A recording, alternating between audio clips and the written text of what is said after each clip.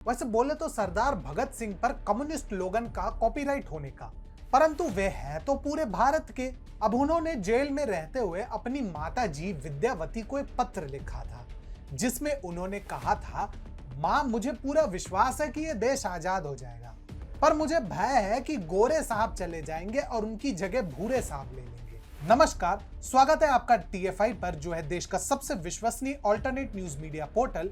और मैं अनिमेश पांडे आपको तमिलनाडु में सत्ताधारी DMK के इसी स्वरूप से परिचित कराऊंगा और इस बात से भी अवगत कराऊंगा कि कैसे भगत सिंह के शब्दों को कुछ लोग आज भी अपनी तुच्छ मानसिकता से 100% सत्य सिद्ध कराते हैं। तो अविलंब आरंभ करते हैं। हाल ही में कोयंबटूर में एक विश्वविद्यालय के दीक्षांत समारोह को संबोधित करते हुए सत्ताधारी DMK सरकार के उच्च शिक्षा मंत्री के पोनमुडी ने बताया कि वर्तमान सरकार तमिल और अंग्रेजी की दोहरी भाषा को बढ़ावा देने की नीति पर कार्यरत रहेगी।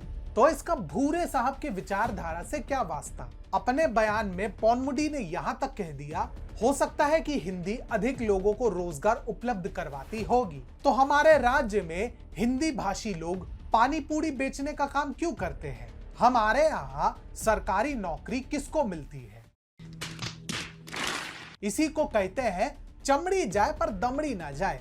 परंतु उल्टी गंगा बहाने की ये नीति DMK सरकार में कोई नई बात नहीं है। जब केंद्र सरकार ने बोर्ड परीक्षा के नंबरों के ऊपर वास्तविक योग्यता को वरीयता देने हेतु राष्ट्रीय शिक्षा नीति द्वारा सुझाए गए CUET एग्जाम को बढ़ावा देने के लिए पैरवी की, तो तमिलनाडु सरकार ने इसी के विरुद्ध सदन में प्रस्ताव पारित करवा दिया, ताकि सत्ता और विद्यार्थियों पर उनका एकाधिकार छूटने ना पाए। परंतु प्रश्न तो अभी भी अटल है, इससे ये भूरे साहब कैसे बने? भूरे साहब माने वो होता है जो केवल तन से भारतीय है, मन से नहीं। मन में अब भी वे वही औपनिवेशिक मानसिकता वाले विचारों को बढ़ावा देते हैं, जिसके लिए ब्रिटिश साम्राज्यवाद युगों युगों तक कुख्यात रहेगा। अगर क्षेत्रीय भाषा का गौरव बढ़ाना हो तो भला किसे आपत्ति होगी?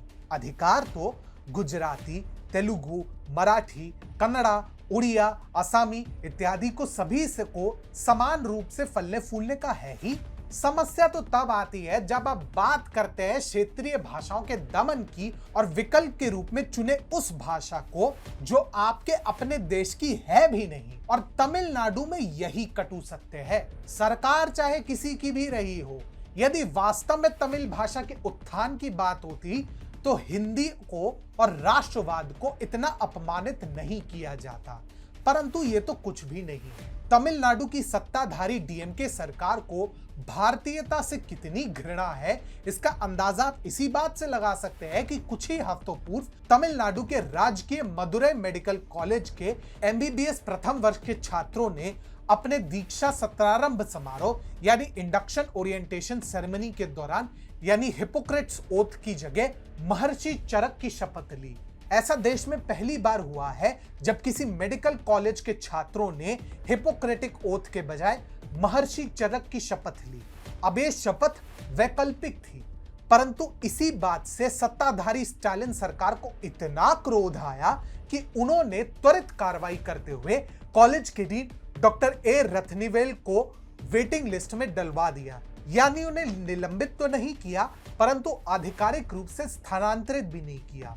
फिलहाल के पोनमुडी पार्टी के स्वभाव अनुसार दावा कर रहे हैं कि उनके बयान को तोड़ मरोड़ कर पेश किया गया, परंतु जिस प्रकार से DMK का रिकॉर्ड रहा है उसे देखकर तो यही कहा जा सकता है, अंग्रेज चले गए, इन्हें छोड़ गए।